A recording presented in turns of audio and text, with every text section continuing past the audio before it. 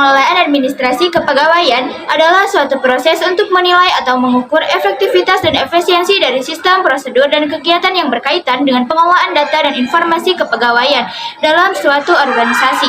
Proses ini melibatkan analisis terhadap berbagai aspek seperti pengelolaan rekrutmen, penggajian, promosi, pelatihan, absensi, serta kepatuhan terhadap peraturan dan kebijakan yang berlaku.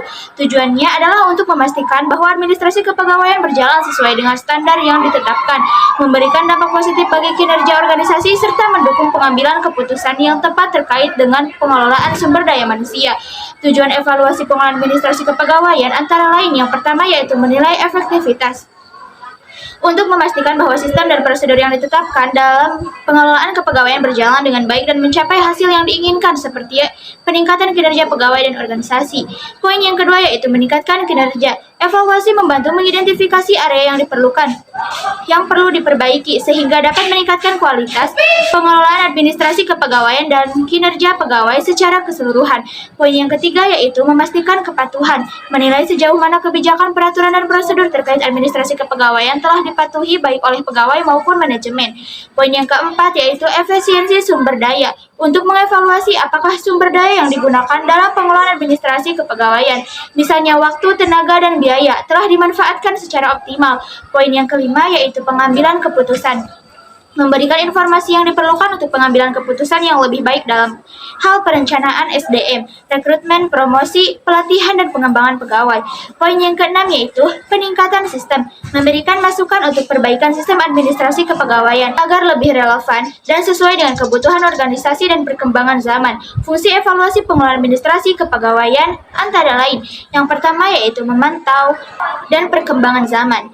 Fungsi evaluasi pengelolaan administrasi kepegawaian antara lain yang pertama yaitu pemantauan dan pengawasan. Evaluasi berfungsi untuk memantau dan mengawasi pelaksanaan kebijakan serta prosedur administrasi kepegawaian, memastikan bahwa semua aspek berjalan sesuai rencana dan memenuhi standar yang ditetapkan. Poin yang kedua yaitu identifikasi masalah dan kendala.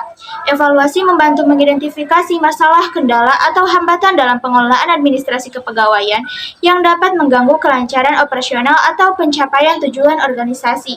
Poin yang ketiga yaitu perbaikan dan pengembangan. Fungsi evaluasi yang penting adalah untuk memberikan masukan dalam rangka perbaikan dan pengembangan sistem administrasi kepegawaian agar lebih efisien, efektif, dan relevan dengan kebutuhan organisasi. Poin yang keempat yaitu pengukuran kinerja. Evaluasi berfungsi untuk mengukur sejauh mana pengelolaan administrasi kepegawaian memberikan dampak positif terhadap kinerja pegawai dan organisasi secara keseluruhan. Poin yang kelima yaitu dasar pengambilan keputusan. Evaluasi menyediakan informasi yang dibutuhkan oleh manajemen untuk mengambil keputusan yang lebih tepat dalam hal pengelolaan SDM seperti rekrutmen, promosi, atau pengembangan program pelatihan.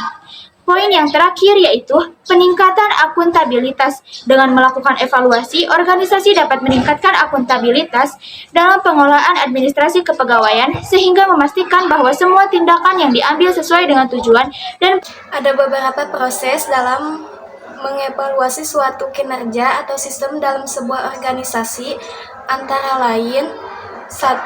Menentukan tujuan evaluasi, 2. Merumuskan masalah evaluasi, 3. Menentukan jenis data yang akan dikumpulkan, 4. Menentukan sampel sesuai tujuan evaluasi, 5. Menentukan model evaluasi sesuai tujuan evaluasi, 6. Menentukan alat evaluasi, 7. Merencanakan personal evaluasi, 8. Merencanakan anggaran, dan yang terakhir merencanakan jadwal kegiatan. Evaluasi pengelolaan administrasi kepegawaian mencakup identifikasi dan perbaikan kelemahan dalam sistem kepegawaian. Evaluasi ini dapat dilakukan untuk meningkatkan kinerja dan kepuasan pegawai. Ruang lingkup evaluasi pengelolaan administrasi kepegawaian, evaluasi peraturan kepegawaian, analisis jabatan, klasifikasi jabatan, evaluasi jabatan, monitoring kinerja pegawai, pengarahan pegawai.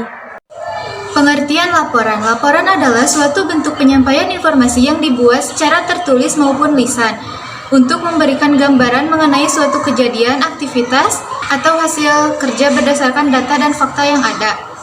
Penyusunan laporan pengelolaan administrasi kepegawaian harus dilakukan secara sistematis dan terstruktur.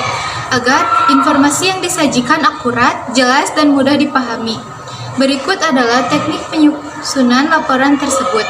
1. Menentukan tujuan laporan. Tujuan laporan menjelaskan alasan penyusunan laporan, menentukan aspek administrasi kepegawaian yang dilaporkan, misalnya data pegawai, mutasi, kenaikan pangkat, cuti, dan lain-lain. 2. Mengumpulkan data dan informasi. 3. Menyusun kerangka laporan seperti halaman judul, kata pengantar, daftar isi, pendahuluan, isi laporan. 4. Menggunakan bahasa yang jelas dan formal. 5. Menyusun laporan secara sistematis dan konsisten. 6. Melakukan review dan finalisasi. Teknik ini membantu memastikan laporan pengelolaan administrasi kepegawaian dapat digunakan sebagai bahan evaluasi dan pengambilan keputusan yang lebih baik. Tujuan laporan adalah untuk menyampaikan informasi secara jelas, sistematis, dan objektif mengenai suatu kejadian, kegiatan, atau penelitian. Berikut beberapa tujuan umum laporan. Yang pertama, menyajikan informasi, memberikan data atau fakta secara akurat dan lengkap. Yang kedua, dokumentasi, menyimpan catatan tertulis untuk referensi di masa depan. Yang ketiga, evaluasi, menilai hasil dari suatu kegiatan atau proyek. Yang keempat, pengambilan keputusan, membantu dalam menentukan langkah atau tindakan selanjutnya. Yang kelima, komunikasi, menyampaikan hasil kerja kepada pihak terkait seperti atasan, klien, atau pemangku kepentingan lainnya. Jenis laporan bisa bervariasi, seperti laporan kegiatan, laporan penelitian, laporan keuangan, dan lainnya, tergantung pada tujuan dan kebutuhan. Laporan kepegawaian. Laporan kepegawaian adalah dokumen yang berisi informasi terkait data, kinerja, dan aktivitas pegawai dalam suatu organisasi atau perusahaan. Berikut adalah beberapa jenis laporan kepegawaian. Yang pertama, 1. Laporan data kepegawaian. Berisi informasi tentang jumlah pegawai, status pegawai tetap, kontrak, atau honorer, dan data pribadi pegawai. Yang kedua, laporan absensi dan kehadiran. Memuat data kehadiran, kelambatan izin, cuti, dan ketidakhadiran pegawai. Yang ketiga, laporan kinerja pegawai. Berisi evaluasi kinerja pegawai berdasarkan tugas, tanggung jawab, dan pencapaian target kerja. Dan yang keempat, laporan rekrutmen mutasi. Laporan proses penerimaan pegawai baru, promosi, demosi, mutasi, dan pemberhentian pegawai. Yang kelima, laporan pelatihan dan pengembangan. Menyajikan informasi tentang program pelatihan, seminar, atau pengembangan kompetensi pegawai. Yang keenam, laporan gaji dan tunjangan. Memuat tentang pembayaran gaji, tunjangan, insentif, dan pemotongan pajak pegawai. Yang ketujuh, laporan disiplin dan sanksi. Berisi catatan mengenai pelanggaran disiplin pegawai beserta tindakan atau sanksi yang diberikan. Yang kedelapan, laporan evaluasi dan kepuasan pegawai. Menggambarkan hasil sampai kepuasan pegawai terhadap lingkungan kerja dan kebijakan perusahaan. Setiap organisasi atau perusahaan dapat memiliki jenis laporan kepegawaian yang disesuaikan dengan kebutuhan mereka. Sebuah laporan yang baik harus memenuhi beberapa syarat agar dapat digunakan secara efektif. Berikut adalah beberapa syarat laporan.